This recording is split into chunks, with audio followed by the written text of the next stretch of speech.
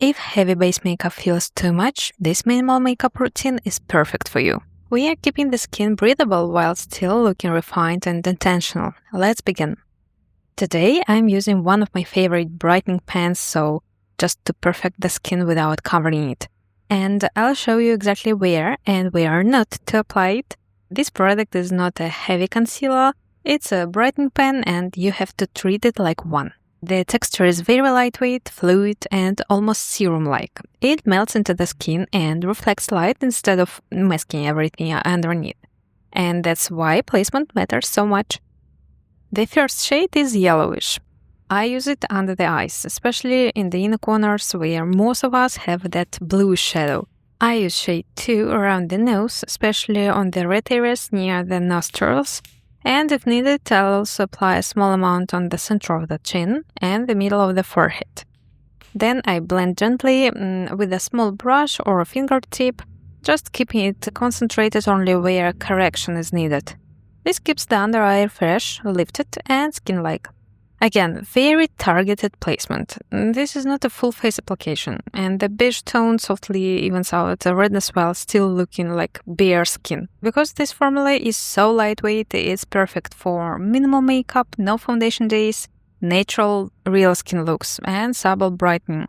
But if you have a strong discoloration, deep pigmentation, or very dark under eyes, this won't fully cover it. In that case, you will need something with more coverage and high pigment concentration. Next is lipstick. The shade showcasing nude is a warm nude with a subtle rosy caramel undertone. It's not flat beige and not pink. It sits somewhere in between, which makes it look very natural but still intentional. On the lips, it gives a glossy, glazed finish, a smooth, plumped appearance. Love it, and that like your lips but richer effect if you build up the intensity of the color, and it looks like healthy, hydrated lips with a dimension. And actually in natural light it reflects beautifully without chunky shimmer. It wraps around the lips and smooths out fine lines. Because it has that balmy base, it makes lips look fuller. Next step is eyeshadow. This is not a traditional eyeshadow. There are glitter particles, no metallic shine or satin. It's a transparent base that creates a glass-like reflection on the lids. I use my fingertip and apply a very thin layer to the mobile lid. To the center, especially important for hooded eyes. And the key is dabbing, not swiping with a fluffy brush. If you swipe, you can end up with a lot of shiny particles under the eyes. Press it gently into the skin, stick it to the concealer left over here, and that's it. If you are doing natural makeup without foundation, it doesn't emphasize texture the way shimmery formulas sometimes can, and instead it creates dimension by catching light softly and selectively. Especially in daylight, it gives that subtle editorial glow and a disco shine with the sunlight. And the light reflecting particles catch the light exactly where you blink, giving a soft fairy tale-like effect that makes the eyes look more open, more dimensional, and a little bit magical without looking overdone. And especially if you have hooded or smaller lids, helps pushing that area forward visually. Next step, soft pinch liquid blush. This liquid blush is absolutely worth it if you like fresh and skin-like color on the cheeks. I prefer applying it with the same brush, first placing a tiny amount on the back of your hand and then picking it up from there.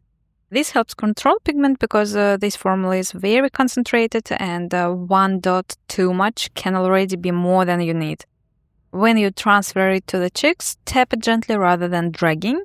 The goal is to let the color melt into the skin texture so it looks like natural flush rather than product sitting on top.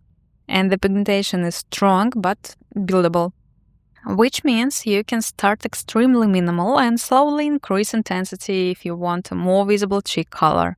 The next step is small eyeliners and eyebrows. I really like to use this pen not only for brows, but also for very subtle eye definition. I don't use it as a classic eyeliner. Instead, I draw one thin continuation strip very close to the lash line.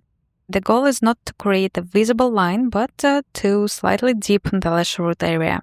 Now let's move on to the eyebrows. Fill in the spare areas, do not outline the brow shape, and finish the front brow area with the faintest touch of the product. This neutral blonde is best for cool neutral or neutral skin undertones, olive skin with a light to medium value, and natural low contrast makeup looks. It may not be ideal if you have very warm golden hair because it can appear slightly ashy. And the next step is mascara. It's a very good option if you want volume and have sensitive eyes. It builds lash presence by coating lashes evenly from root to tip. And the curved brush is designed to follow the natural lash arch. I started the lash base and wiggle slightly to build root volume, then pull upward slowly to maintain lift. Apply 1 to 2 coats for natural makeup. Let the first layer dry slightly before adding more if you want more drama. For hooded eyes or small lid space, I recommend focusing more product at the base and middle lash section rather than overloading the tip. And the last step, setting powder. This is a finely milled powder. The texture is very lightweight and almost silky when touched. It sits on the skin like a soft veil. And the finish is soft matte, with a blurry effect, and it controls shine but doesn't remove the natural luminosity you created underneath with the liquid blushes and concealer. I especially like it from minimal makeup because it helps set the complexion without making the face look dry or overpowdered. It works beautifully over target concealer placement, keeping the makeup fresh for longer.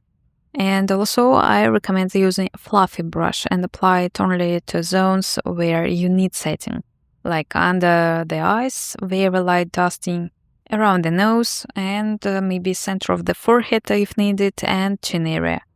Press and sweep gently rather than layering powder repeatedly. So for very oily skin, you may need touch-ups during the day because this is not an aggressive oil control powder. So if your makeup philosophy is natural, strategic, and skin first, this powder fits very well into the routine. And that's it for today's natural foundation-free makeup routine. And remember, you don't need more product to look polished. Sometimes the most beautiful makeup is the one that simply enhances what you already have. So if you enjoyed this video, don't forget to like, subscribe, and share it if you found it helpful. I'll see you in the next one. Bye!